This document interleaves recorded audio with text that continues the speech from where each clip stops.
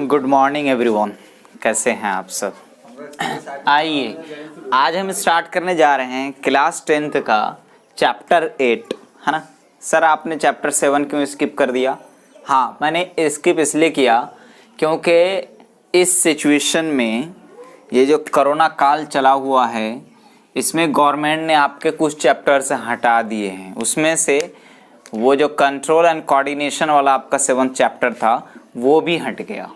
तो उसके बाद जो हमारा 8th नंबर पर चैप्टर आता है वो है रिप्रोडक्शन, कि हाउ डू ऑर्गेनिजम्स रिप्रोड्यूस। ठीक है, तो आज हम क्लास 10th का चैप्टर 8 स्टार्ट करने जा रहे हैं। ओके बच्चों, तो आइए हम लोग देखते हैं सबसे पहले रिप्रोडक्शन किसे बोलते हैं। भाई रिप्रोडक्शन है कि आप प्रोजेनी बनाना, अपने जैसा प्रोजेनी बनाना, है ना, उसे हम क्या बोलते हैं रिप्रोडक्शन। भाई क्यों रिप्रोडक्शन की जरूरत पड़ती है? क्योंकि हमारी जनरेशन आफ्टर जनरेशन जो कंटिन्यूटी है वो रहे अर्थ पर, है ना, लाइफ हमारी जिंदा रहे। तो वही चीजें देखिए कि reproduction is the process in which new progeny formed from their parents, यानी प्री एग्जिस्टिंग पेरेंट जो है उससे एक न्यू प्रोजेनी का बनना ही क्या कहलाता है? रिप्रोडक्शन। अब देखिए what is the need of reproduction.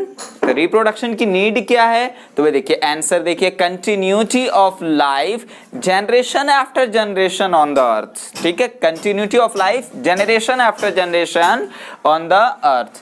अब मेरे बच्चों एक चीज मैं आपको समझाने की कोशिश कर रहा हूं कि डीएनए के बारे में बताना चाहता हूं कि जेनेटिक मटेरियल्स जो रेप्लिकेट्स करते हैं कैसे क्या होता है वो चीजें आप देखिए कि एक सेल है, हमने क्या लिया? एक सेल लिया। वो सेल है उसमें क्या न्यूक्लियस है ना। इस न्यूक्लियस, जाहिर सी बात है न्यूक्लियस में जेनेटिक मटेरियल भी प्रेजेंट होगा, यानी डीएनए प्रेजेंट होगा, है ना। डीएनए का फुल फॉर्म क्या है? Deoxy ribose nucleic acid, deoxy ribose nucleic acid, है ना। तो ये डीएनए की बात करें तो हेरिडिटरी मटेरियल है, पता है, जेनेटिक मटेरियल इसी में प्रेजेंट होता है। तो ये डीएनए रेप्लिकेट करता है ना। तो फॉर्म न्यू इंडिविजुअल बनता है कॉजिंग वेरिएशन। जब डीएनए रेप्लिकेशन होगा तो उसमें कुछ ना कुछ वेरिएशंस आपको देखने को मिलेंगे न्यू इंडिविजुअल यानी न्यू सेल में। समझ में आई बात? तो ये जो न्यू सेल है आपका ये सिमिलर होता है but may not be identical to original cell, यानी ये जो न्यू सेल है ये सिमिलर होगा। सिमिलर का मतलब जैसे मैं अगर अपने फादर से हूं तो मेरी जो आप शक्ल सूरत देख रहे हैं वो इंसानों की है, क्योंकि मेरे फादर भी इंसान थे। ऐसा नहीं है कि कोई जो एलिफेंट है उसका बेबी डॉग होगा, ऐसा नहीं है, वो एलिफेंट ही होगा, है ना। सिमिलर का मतलब ये हुआ। लेकिन मान लीजिए कोई किसी का फादर क्या है, बिल्कुल गोरा है और उसका बच्चा बिल्कुल गोरा हो, ये जरूरी नहीं है ना। एग्जैक्ट कॉपी नहीं होगा, आइडेंटिकल नहीं हो सकता, हाँ सिमिलरिटीज होंगी। तो वही चीजें आप देखिए कि from new cell causing variation similar but may not be identical and to original cell, है ना। अपने पेरेंट्स के एग्जैक्ट कॉपी हो भी सकते हैं ना, नहीं भी हो सकते। अब वही चीजें आप देखिए कि variations are useful for survival of individual and species over time as well as basis for evolution. तो ये वेरिएशंस बहुत इंपॉर्टेंट चीज है इस चीज के लिए, है ना। हम लोग आ जाते हैं टाइप्स ऑफ रिप्रोडक्शन में। टाइप्स ऑफ रिप्रोडक्शन में दो टाइप हम लोग देखेंगे, एक होगा सेक्सुअल रिप्रोडक्शन और दूसरा होगा एसेक्सुअल रिप्रोडक्शन, है ना। एसेक्सुअल रिप्रोडक्शन में सिंगल पेरेंट्स का इन्वॉल्वमेंट होगा, कोई मियोसिस प्रोसेस नहीं होगा, कोई गैमेट का फॉर्मेशन नहीं होगा, कोई फर्टिलाइजेशन नहीं होगा, और ये कुछ लोअर कैटेगरी के ऑर्गेनिजम्स में देखने को मिलेगा। वही चीजें पॉइंट वाइज मैंने आपको यहाँ पे लिख दिया है कि single individuals gives rise new individual, मतलब न्यू प्रोजेनी जो होंगे वो किसे सिंगल इंडिविजुअल से ही बनेंगे, है ना। दूसरी चीज देखिए कि गैमेट्स आर नॉट फॉर्म, इसमें गैमेट का फॉर्मेशन नहीं होगा। जब गैमेटोजेनेसिस नहीं होगा तो गैमेटोजेनेसिस में मियोसिस प्रोसेस जिससे गैमेट बनता है वो भी नहीं होगा। क्लियर? तो आप देखिए new individuals identical to parents. अब एसेक्सुअल रिप्रोडक्शन में ये चीज याद रखिएगा कि जो प्रोजेनी है, जो न्यू इंडिविजुअल बनेगा वो बिल्कुल एग्जैक्ट डिक्टो कॉपी होगा अपने पेरेंट्स की, ये चीज याद रखिएगा। ठीक है, अडॉप्टेड बाय लोअर ऑर्गेनिजम्स, मतलब थोड़ा लोअर क्लास के ऑर्गेनिजम्स में एसेक्सुअल रिप्रोडक्शन देखने को मिलता है।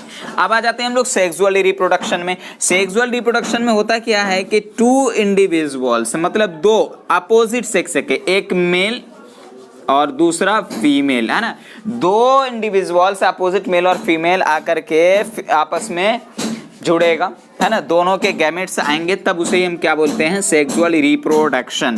तो वही चीज अपोजिट सेक्स आर इन्वॉल्व, है ना। अब आगे देखिए, गैमेट्स आर फॉर्म्ड, इसमें क्या होगा, गैमेट का फॉर्मेशन भी होगा, है ना।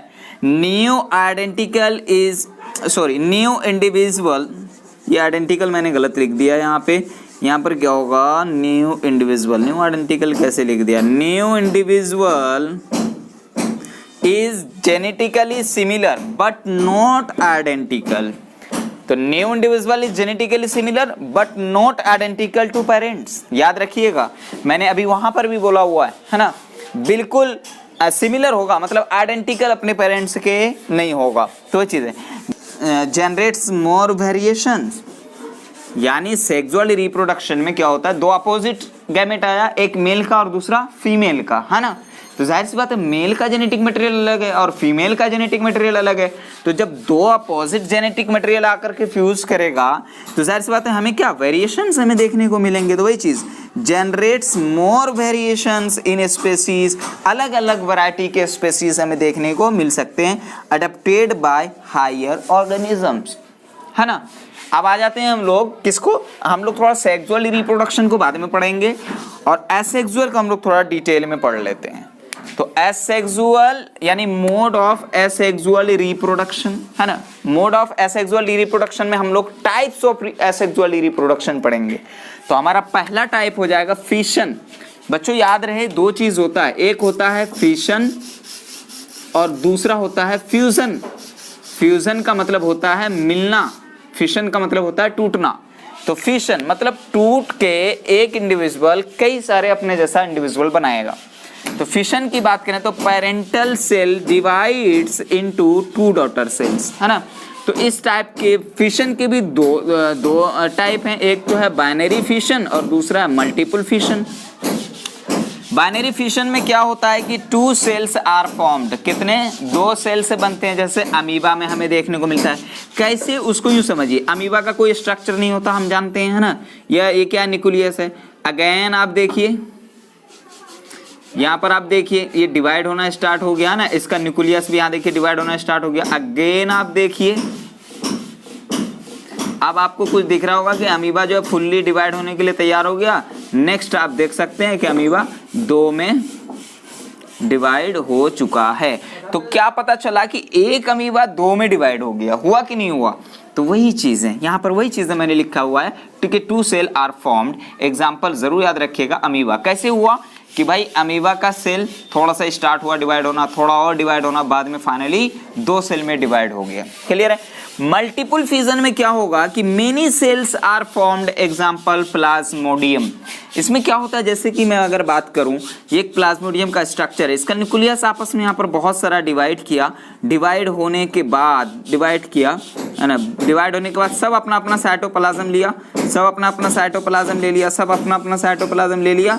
लेने के बाद यहाँ पर सेल क्या हुआ, इसका वॉल ब्रेक हुआ और देखिए बहुत सारा प्लाज्मोडियम का फॉर्मेशन हो गया। फिर जाकर के ये रीगेन बड़ा होगा, फिर जाकर के इसमें ऐसा ही प्रोसेस होना स्टार्ट हो जाएगा। मल्टीपल फ्यूजन में क्या हुआ कि बहुत सारे सेल में, वही चीज मेनी सेल्स आर फॉर्म्ड, बहुत सारे सेल में क्या हुआ, डिवाइड हो गया। क्लियर। नेक्स्ट सेकंड फ्रेगमेंटेशन, यानी हम लोग देख लेते हैं फ्रेगमेंटेशन का दूसरा पॉइंट हम लोग देख लेते हैं। फ्रेगमेंटेशन में होता क्या है कि बच्चों organisms breakup into smaller species, इसमें छोटे स्पीसीज में टूट जाते हैं, है ना। अपॉन मैच्योरेशन, उसके मैच्योर होने के बाद ही वो टूटेगा, ऐसा नहीं कि वो मैच्योर नहीं हुआ और पहले टूट गया, ऐसा नहीं है। मैच्योर होने के बाद, है ना, एक मैच्योर ऑर्गेनिज्म बना और वो छोटे स्मॉल पीसेस में टूट गया, है ना, मैच्योरेशन। तो each pieces develop into new individual, example spirogyra. कैसे, मैं यहाँ पे थोड़ा सा समझा दूं। स्पायरोजीरा की अगर मैं बात करूँ, ये देखिए ये स्पायरोजीरा है, ये फुल्ली मैच्योर है, क्या है, फुल्ली मैच्योर है ना। अब मैं मान लो यहाँ से इसको तोड़ दिया, तो फिर जाकर के ये देखिए दो बड़ा बड़ा बड़ा बड़ा बन गया, यही दोनों आपस में यहाँ पे मैच्योर हुआ है ना। तो क्या पता चला कि मैंने इसको स्मॉल पीस में तोड़ दिया था, तोड़ने के बाद मैंने क्या देखा कि फिर ये आपस में जितना बड़ा था उतना ही बड़ा, दोनों पीस इतना ही बड़ा हो गया है ना, दोनों पीस बड़ा बड़ा हो गया। तो इतनी चीजें क्लियर है। तो आज हम लोगों ने एसेक्सुअल रिप्रोडक्शन में फिशन भी देख लिया और फ्रेगमेंटेशन भी देख लिया। ओके, हम लोग नेक्स्ट क्लास में देखेंगे रीजनरेशन। ओके मेरे बच्चों, तो आज हम यहीं तक रखते हैं ना। आज हमने चैप्टर नंबर 8 क्लास 10th का हाउ डू ऑर्गेनिज्म रिप्रोड्यूसेस, हमने ये सारी चीजें आज देख लिए। अब हम लोग नेक्स्ट क्लास में लोग कंटिन्यू करेंगे है ना, एसेक्सुअल रिप्रोडक्शन का रीजनरेशन से, फिर उसके बाद हम सेक्सुअल पढ़ेंगे है ना। थोड़ा सा इसको ध्यान में रखिएगा आज हमने जो पढ़ाया। ओके बच्चों, जब तक के लिए यहीं तक रखते हैं, बाय।